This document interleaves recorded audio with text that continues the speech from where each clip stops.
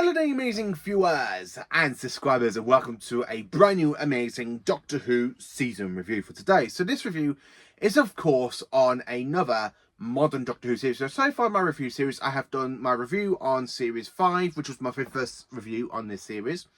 Season 1, aka when I say season 5, I mean the 1967 to 1968 season with Patrick Troughton, and then of course William Hartnell's first season, and of course the first season of Doctor Who, which is of course season 1, broadcast from 23rd of November 1963 to the 12th of September 1964. And then of course I've done a review on Trial of a Time Lord, aka season 23, and last week I did a review on series 3.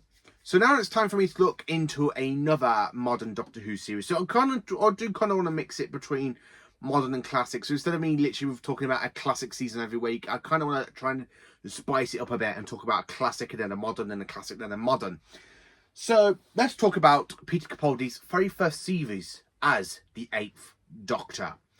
Now, this series was broadcast back from the 23rd of August all the way down to the 8th of November 2014. So basically 11 years ago. Well, coming up to 11 years ago. So this season is basically a decade old now. And during this season, and of course I will be adding in the review, basically the Christmas episode last Christmas that was broadcast on the 25th of December 2014, because I am going to include the Christmas episodes as part of this review. I should have done that for the Runaway Bride, but never mind, hey. So, Series 8, what can I say about it? Well, it's the very first series with Peter Capaldi as the fantastic 12th Doctor, and of course he is my favourite modern Doctor, and out of all the Doctors, he is my 4th favourite Doctor, I have to say. I really love how darker the 12th Doctor is in this season, considering that he's a lot darker than basically David and Matt Smith. I think him and Peter Capaldi and Christopher Eccleston are kind of on the same level of darkness, which I do enjoy, why I love 9. And I really do enjoy 12. It's very much a mixture with what we could have got for the 6th Doctor, for the darkness. But the 6th Doctor was kind of a bit darker and stuff, which is quite good. Jenna Coleman stayed as the companion, aka Clara Oswald. I kind of think she should have left at the end of the series and not come back for series 9. I really think, you know what, Clara should have left at the end of the series. And I'll talk a bit more about that when I get there. We meet Samuel Anderson, who basically plays Danny Pink, and I have met him in real life. Here's the picture of me with Danny Pink. He is basically the only modern the second modern, well, he was my first modern companion I kind of met, and he's my first Doctor Who, like, Peter Capaldi actor I've met as well. And then, of course, UNIT are back in this series, which is quite good. And, of course, we got the returning villain, aka of a Dalek and the Cybermen. So, yeah, let's talk about Series 8. So, more importantly, let's talk about the stories. So, the first story, Deep Breath. Set in Victorian London, the TARDIS is basically stuck inside the throat of a dinosaur, and the dinosaur coughs it up, and the TARDIS is splat out right in front of the streets of London, where a big dinosaur is. And basically, Jenna and Faster and Strax are there investigating. They realise that it's the TARDIS, so they go and knock on the door.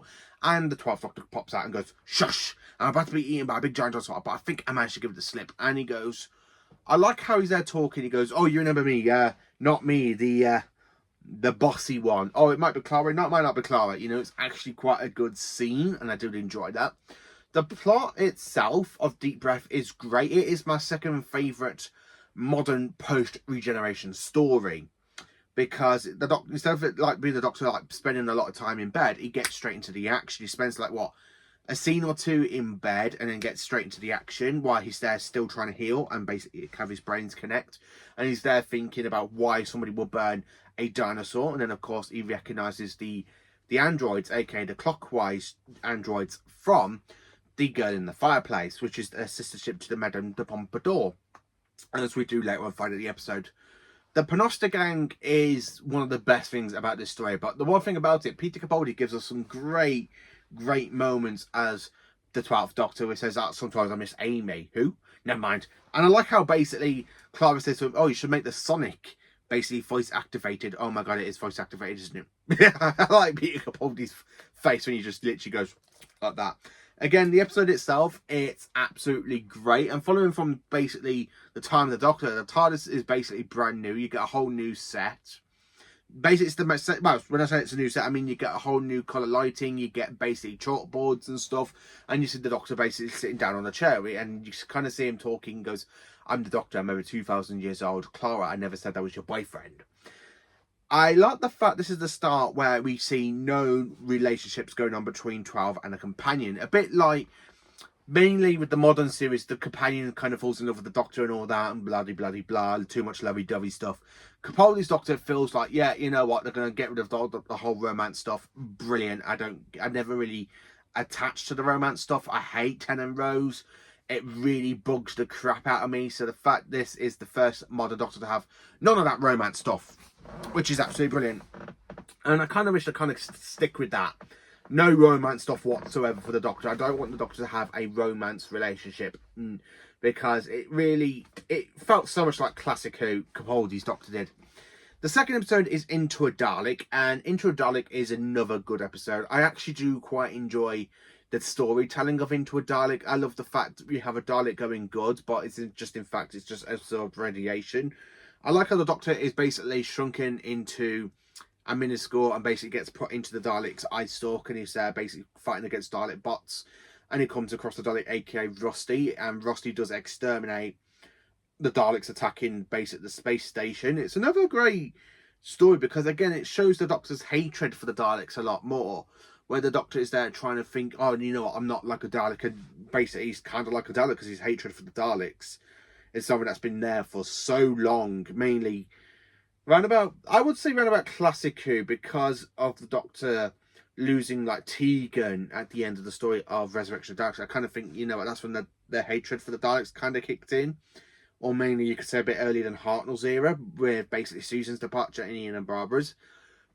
You know, it's a bit hard to say, but I really like how the Doctor does have a lot of hatred for the Daleks, and you do see that play in this episode, which is great. Robots of Sherwood is episode 3. It's not a great episode.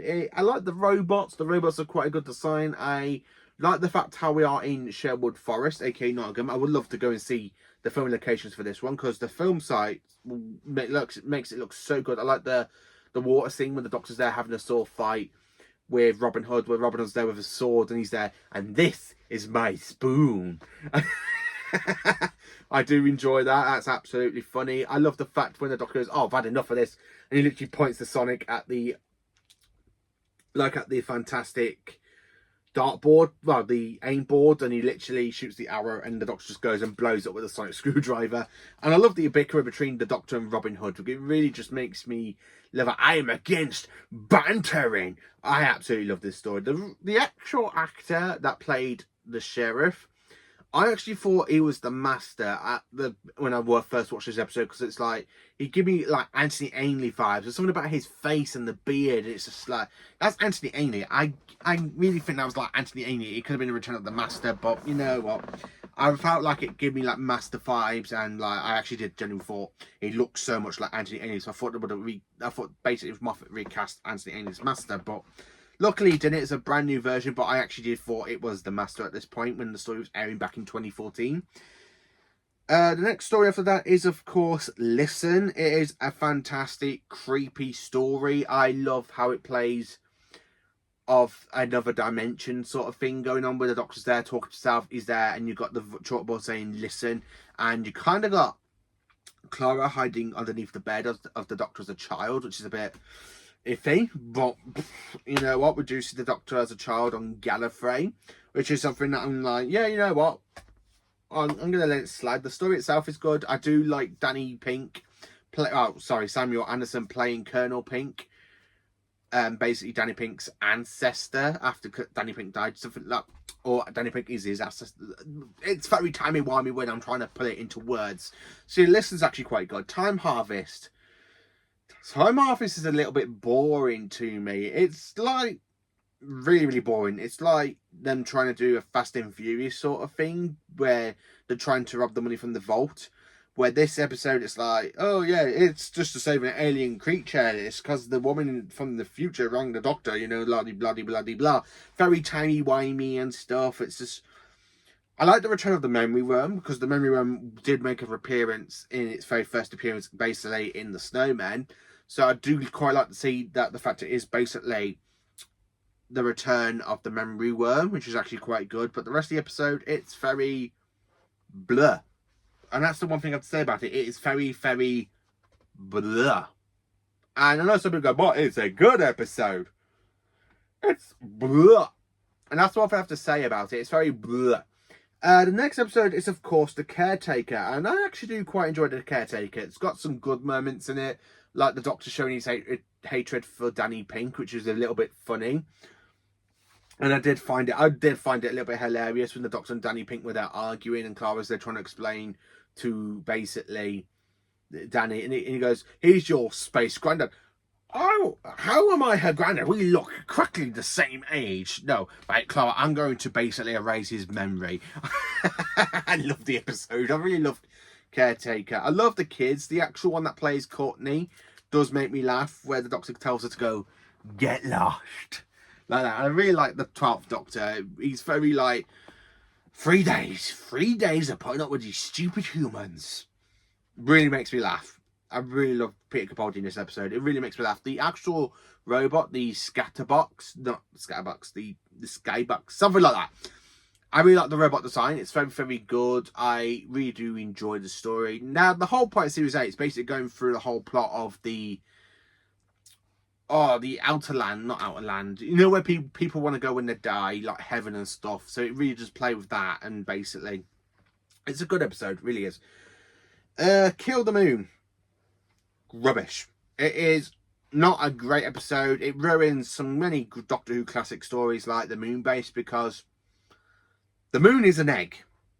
The moon is a goddamn egg. I've had enough of this crap now. So yeah, I'm going to get off Kill the Moon. It's just... Kill the Moon is just bonkers. It's just bonkers. Yeah, so I don't really care for Kill the Moon. The next episode is, of course, The Mummy on the Orient Express. And it's one of my favourite episodes of the Capaldi era. I absolutely love this story because it's a very claustrophobic set. It's set on a space train. It's absolutely flipping brilliant. I absolutely love the Mummy. I love the fact how the Doctor's there trying to work it out and stuff. And the fact he's basically there because Gus Spacey sent the Doctor a phone call way back at the end of the Big Bang to try and get the Doctor's attention. The Doctor goes, you know what, I've regenerated quite a few times. It's been a couple of centuries. I'm just going to go and investigate. And I really like the fact when the Doctor is the one that's basically investigating and he's there clicking it and he goes 60 seconds, start the clock. I absolutely love the way how the Doctor's there trying to work out basically how to basically stop the actual mummy. It's a great story, fantastic. It's horrifying. The mummy itself is absolutely terrifying. But yeah, I absolutely love The Mummy on the Orient Express. It is just another great episode, and I absolutely genuinely enjoy it a lot. Flatline is the next episode. Flatline, it's meh. Flatline, it could have been one of the best stories to me. It's something I need to go back and give it a rewatch. I do like the 12th Doctor's speech. I don't care if you're here to invade, to infiltrate, or just replace it. It doesn't even matter now. You are monsters. That is the role you seem to be determined to play. So it seems that I must play mine. The man that stops the monsters. I just love Capaldi's speech in Flatline. It's absolutely great. Now, 2D aliens, interdimensional aliens coming over to our dimension.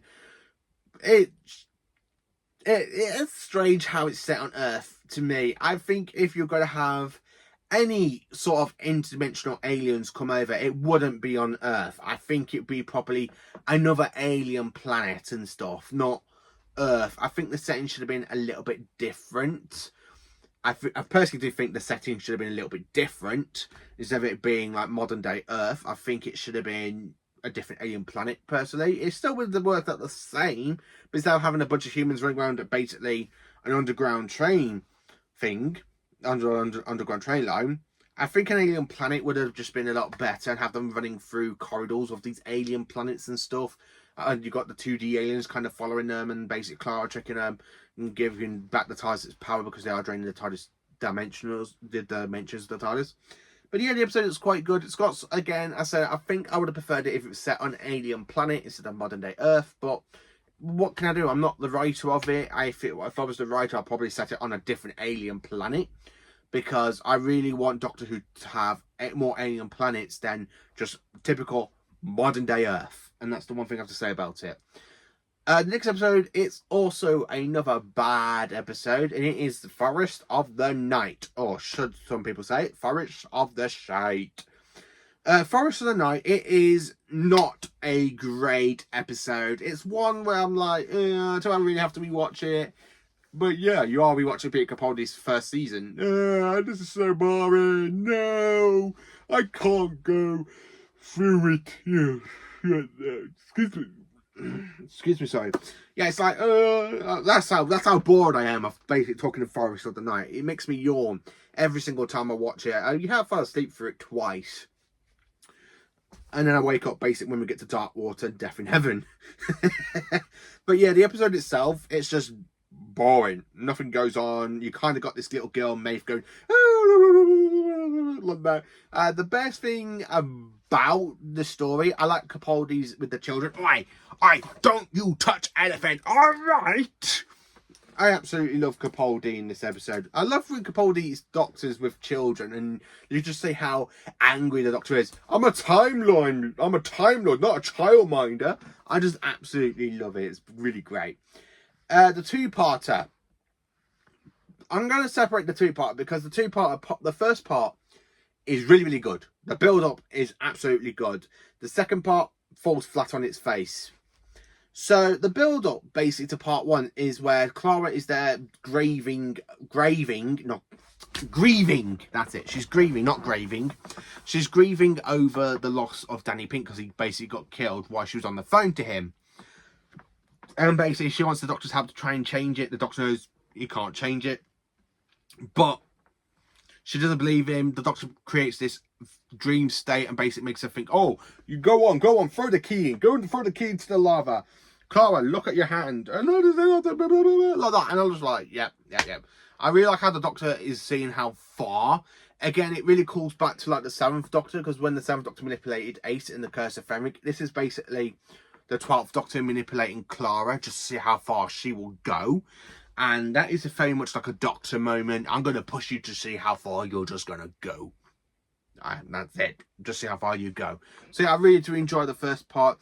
I love the build up where they are at basically 3D, and they're basically talking to Mr. Chang, Dr. Chang.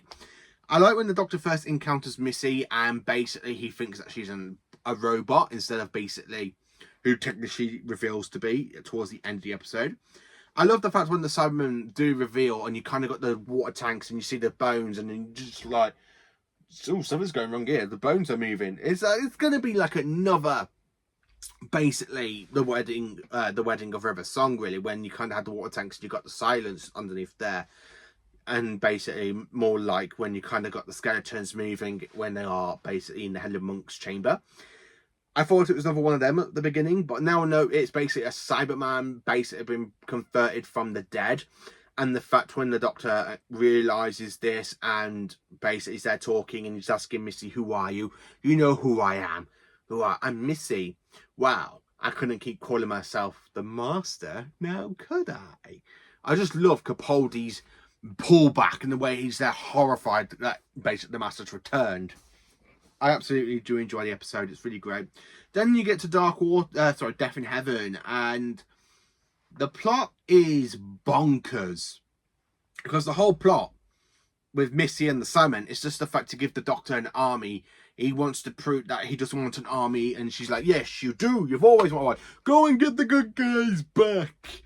I'm like, it's just lost its way.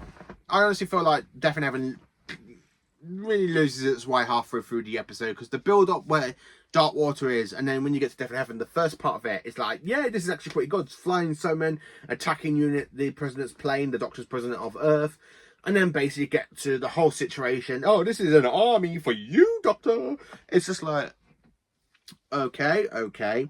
Danny Pink technically does die in this episode, after he basically is brought back to life by a Cyberman, and the Doctor's there trying to convert him. Clara's there talking to him and all that, blah blah blah. And you got Clara being very emotional, like she's crying because she's just lost her boyfriend. She's only been with for like, what,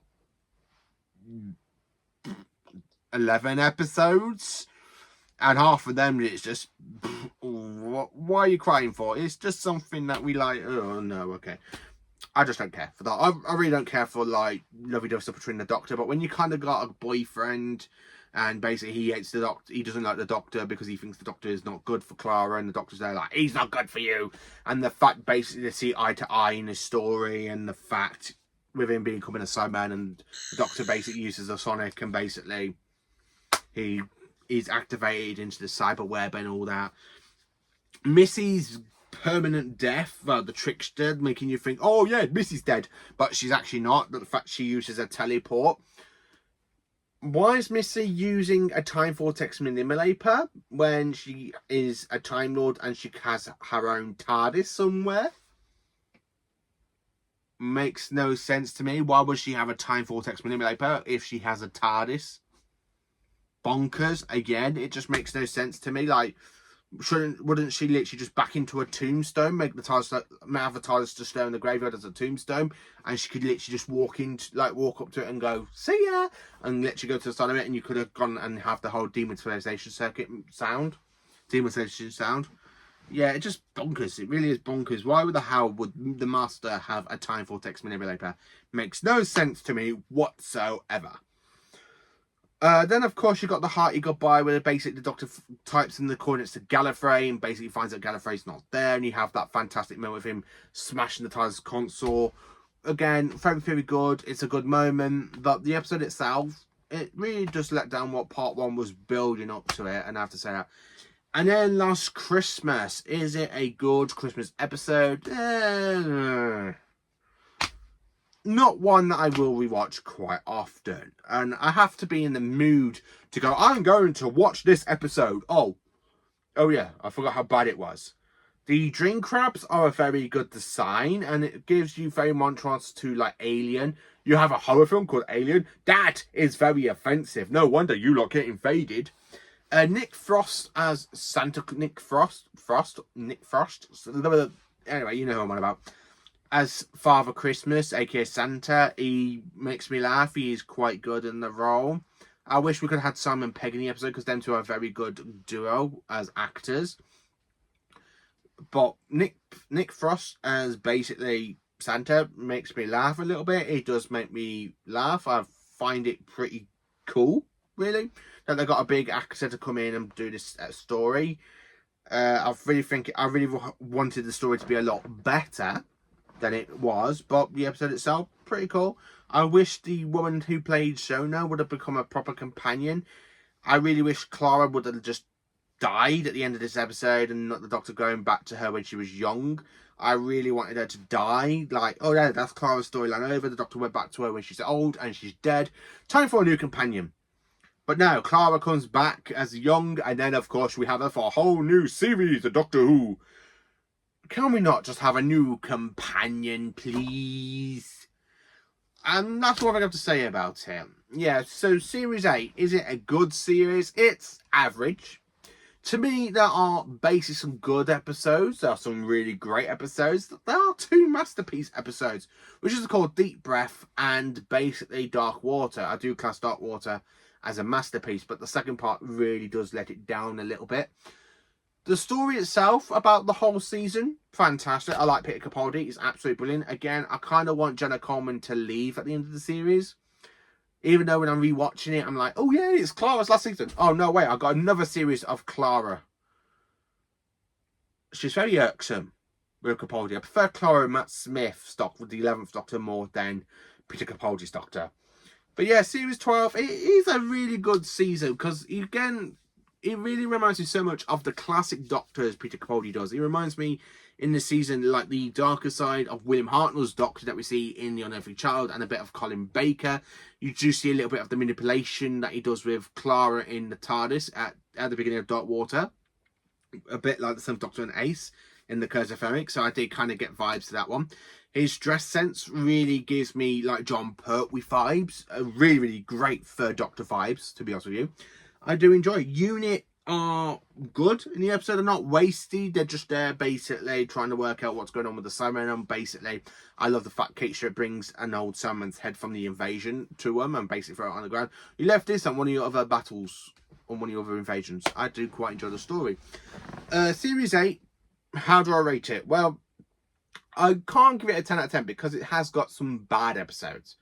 So I'm going to have to rate it a 6.5 out of 10 because there's 2 episodes I absolutely love, which again is Dark Water and basically Deep Breath. The rest of the series is very average. And that's the way it's got like 3 bad episodes, which is basically Death in Heaven. Well, sorry, 4 bad episodes, sorry. Like Last Christmas, Death in Heaven, Forest of the Night, and basically Kill the Moon, which really do pull down the season a little bit. We have the return of the Daleks and Cybermen and the Master in this series, which is pretty cool to have the main 3 big villains together. It's the first time we kind of see the Master and the Cybermen working together since the 5 Doctors, which was pretty good. And then, of course, we have the return of the Clockwork droids, the androids from basically The Girl in the Fireplace. Again, it's quite a good design. I do quite like the half-human faces. Yeah, Series 8, really good. I really do enjoy it. So let me know in the comment section, what do you think of Series 8? Is it one you enjoy a lot of? How many times do you revisit it? Let me know in the comments. Please do like, subscribe, and share, and join me for awesome Doctor Who content.